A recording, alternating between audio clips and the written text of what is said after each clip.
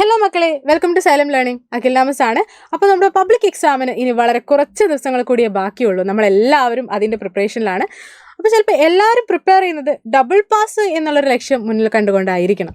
അപ്പോൾ അങ്ങനെയാണെങ്കിൽ നമ്മുടെ എക്കണോമിക്സ് എക്സാമിന് ഡബിൾ പാസ് ഉറപ്പാക്കാൻ വേണ്ടിയിട്ട് നിങ്ങളെ ഹെൽപ്പ് ചെയ്യുന്ന വളരെ ഇമ്പോർട്ടൻ്റ് ആയിട്ടുള്ള നിങ്ങളുടെ എക്സാമിന് ഉറപ്പായും ചോദിക്കാൻ പോകുന്ന വളരെ പ്രധാനപ്പെട്ട കുറച്ച് ചോദ്യങ്ങൾ ഡിസ്കസ് ചെയ്യാൻ വേണ്ടിയിട്ടാണ് മിസ് ഇന്ന് വന്നിട്ടുള്ളത്. അപ്പോൾ ആദ്യം തന്നെ പറയട്ടെ, നമ്മുടെ ഇന്ത്യൻ എക്കണോമിക് ഡെവലപ്മെൻറ്റിലെ മോസ്റ്റ് ഇമ്പോർട്ടൻ്റ് ആയിട്ടുള്ള ക്വസ്റ്റ്യൻസ് ആണ് നമ്മൾ ഇന്നിവിടെ ഡിസ്കസ് ചെയ്യുന്നുണ്ടായിരിക്കുക. അതുപോലെ തന്നെ അതിൻ്റെ ആൻസർ എക്സ്പ്ലനേഷനോ ഒന്നും മിസ് ഇവിടെ ഡിസ്കസ് ചെയ്യുന്നില്ല. അതെല്ലാം ഇന്ന് വൈകുന്നേരം തന്നെ നമ്മുടെ 7:30 നമുക്കൊരു ഷുവർ ക്വസ്റ്റ്യൻസിൻ്റെ ലൈവ് ഉണ്ട്.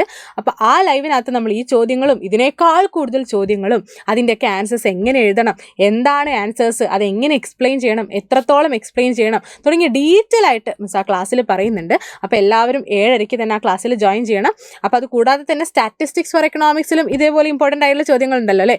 അപ്പോൾ അതും നമ്മൾ ഇന്ന് വൈകുന്നേരമുള്ള ലൈവിൽ ഡിസ്കസ് ചെയ്യുന്നുണ്ടായിരിക്കും. അപ്പോൾ അങ്ങനെയാണെങ്കിൽ നമുക്ക് നോക്കാം, ഇന്ത്യൻ എക്കണോമിക് ഡെവലപ്മെൻറ്റിൽ നിങ്ങൾ നിർബന്ധമായും പഠിച്ചു വെക്കേണ്ട ആ ചോദ്യങ്ങൾ ഏതൊക്കെയാണെന്നുള്ളത്. അപ്പോൾ ഓരോരോ ചാപ്റ്റേഴ്സിലെയും മിസ് അവിടെ കൊടുത്തിട്ടുണ്ട്. അപ്പോൾ അത് ഓരോരോ ചാപ്റ്റേഴ്സിലായിട്ട് നമുക്ക് നോക്കാം.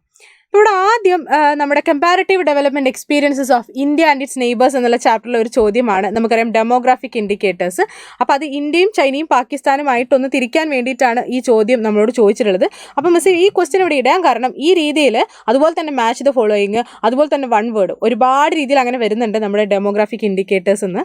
അപ്പോൾ വൺ ചൈൽഡ് നോം നമുക്കറിയാം അത് ചൈനയിലാണ്. അതുപോലെ തന്നെ ഹൈ ഡിഗ്രി ഓഫ് അർബനൈസേഷൻ നമുക്ക് വരുന്നത് അതുപോലെ തന്നെ ചൈനയിലാണ്. മിക്സഡ് ഇക്കണോമി ഇന്ത്യയിലും വരുന്നുണ്ട്, പാകിസ്ഥാനിലും വരുന്നുണ്ട്. ലാർജ് പോപ്പുലേഷൻ നമുക്കിപ്പം ഇന്ത്യയിലാണ്. Okay, then high density of population അതുപോലെ തന്നെ നമുക്ക് ഇന്ത്യയിലാണ്. Then very high fertility rate പാകിസ്ഥാനിലാണ്. ഈ രീതിയിൽ പഠിച്ചു വെക്കേണ്ടതുണ്ട്. കാരണം ഇത് വൺ വേർഡും അതുപോലെ തന്നെ കൂടുതലായിട്ടും നമുക്ക് ഈ രീതിയിലുള്ള മാച്ച് ദ ഫോളോയിങ് ഒക്കെ വരാറുണ്ട്.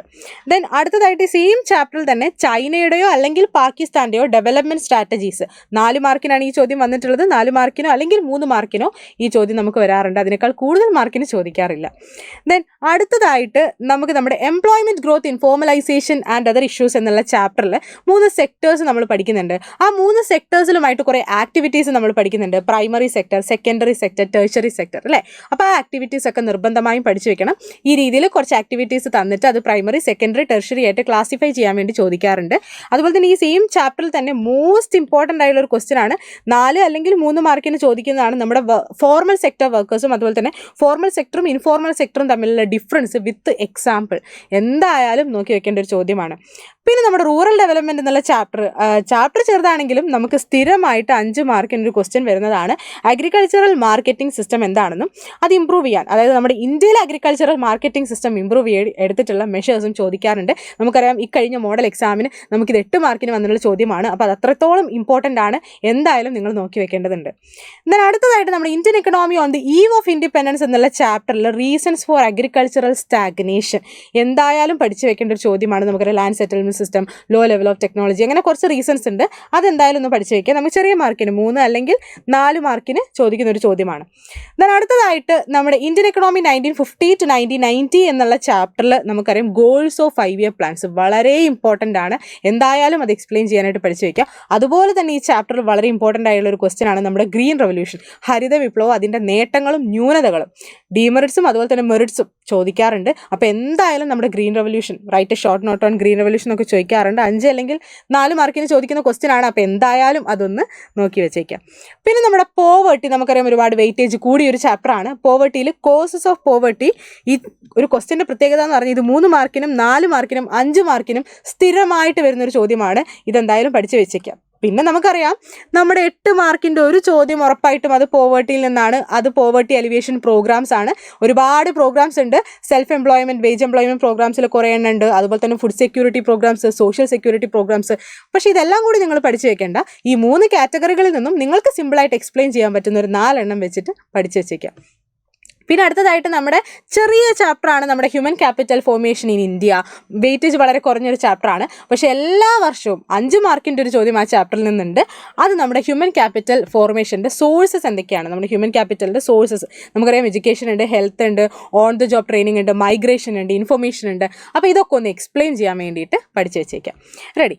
പിന്നെ അടുത്തതായിട്ട് നമ്മുടെ എൻവിയോൺമെൻറ്റ് ആൻഡ് സസ്റ്റൈനബിൾ ഡെവലപ്മെൻറ്റ് അത്യാവശ്യം വെയിറ്റേജ് കൂടിയ ഒരു ചാപ്റ്ററാണ്. ഈ ചാപ്റ്ററിൽ ഫങ്ഷൻസ് ഓഫ് എൻവിയോൺമെൻറ്റ് എന്തായാലും വരുന്നൊരു ചോദ്യമാണ്. നമ്മുടെ സപ്ലൈസ് റിസോഴ്സസ്, അതുപോലെ തന്നെ it assimilate waste, it sustains life, it provide aesthetic services അല്ലേ. അപ്പോൾ 4 ഫങ്ഷൻസ് ആണുള്ളത്, അതെന്തായാലും പഠിച്ചു വെച്ചേക്കാം. പിന്നെ നമ്മുടെ 8 മാർക്കിൻ്റെ ഒരു ക്വസ്റ്റ്യൻ എല്ലാ വർഷവും കാണുന്നത് ഈ ചാപ്റ്ററിൽ നിന്നാണ്. അത് സ്ട്രാറ്റജീസ് ഫോർ സസ്റ്റൈനബിൾ ഡെവലപ്മെൻറ്റ് ആണ്. അതുപോലെ തന്നെ സസ്റ്റൈനബിൾ ഡെവലപ്മെൻറ്റ് ഡിഫൈൻ ചെയ്യാനും ചോദിക്കാറുണ്ട് എ പാർട്ടിൽ. അപ്പോൾ അതും കൂടി ഒന്ന് നോക്കി വെച്ചേക്കാം. ഓക്കെ. പിന്നെ നമ്മുടെ എൽ പി ജി അത്യാവശ്യം വെയിറ്റേജ് കൂടിയ ചാപ്റ്റർ തന്നെയാണ്. 9 മാർക്കിനൊക്കെ അതൊന്ന് വെയിറ്റേജ് നമ്മൾ കണ്ടിട്ടുണ്ട്. 1 മാർക്കിൻ്റെ ക്വസ്റ്റ്യൻസ് ഒക്കെ ഒരുപാട് വരുന്ന ഒരു ചാപ്റ്ററാണ്. ഇതിൽ നമുക്കറിയാം നമ്മുടെ ന്യൂ എക്കണോമിക് പോളിസിയാണ് 1991 LPG. ആ ലിബറലൈസേഷനും പ്രൈവറ്റൈസേഷനും ഗ്ലോബലൈസേഷനും ഒന്ന് എക്സ്പ്ലെയിൻ ചെയ്യാൻ കൂടി പഠിച്ചു വെച്ചേക്കാം. അപ്പോൾ ഇതാണ് നമ്മുടെ ഇന്ത്യൻ എക്കണോമിക് ഡെവലപ്മെൻറ്റിൽ ഡബിൾ പാസ് ആഗ്രഹിക്കുന്ന മക്കൾ എന്തായാലും പഠിച്ചു വെക്കേണ്ട ചോദ്യങ്ങൾ. അപ്പോൾ ഈ ഓരോ ചോദ്യങ്ങളും എങ്ങനെയാണ് എക്സ്പ്ലെയിൻ ചെയ്യേണ്ടതെന്നൊക്കെ നിങ്ങൾക്ക് ഡൗട്ട് ഉണ്ടാവും. ആൻസർ എന്താണ്, എത്രത്തോളം എഴുതാനുണ്ട്, പോയിന്റ്സ് ഏതൊക്കെയാണ് എന്നുള്ളത് ഡൗട്ട് ഉണ്ടാവും. അപ്പോൾ അതിനെക്കുറിച്ചും പിന്നെ നമ്മുടെ സ്റ്റാറ്റിസ്റ്റിക്സ് ഫോർ എക്കണോമിക്സിലെ ഇമ്പോർട്ടൻ്റ് ആയിട്ടുള്ള ചോദ്യങ്ങളും അതിൻ്റെ ആൻസേഴ്സും ഒക്കെ ഇന്ന് വൈകുന്നേരം 7:30 ലൈവിൽ ഷുവർ ക്വസ്റ്റ്യൻസിൽ മിസ് ഡിസ്കസ് ചെയ്യുന്നുണ്ട്. അപ്പോൾ എല്ലാവരും ഫ്രണ്ട്സിനെയൊക്കെ കൂട്ടിയിട്ട് ആ ലൈവിൽ ജോയിൻ ചെയ്യണം. അപ്പോൾ എല്ലാവർക്കും ഓൾ ദി ബെസ്റ്റ്.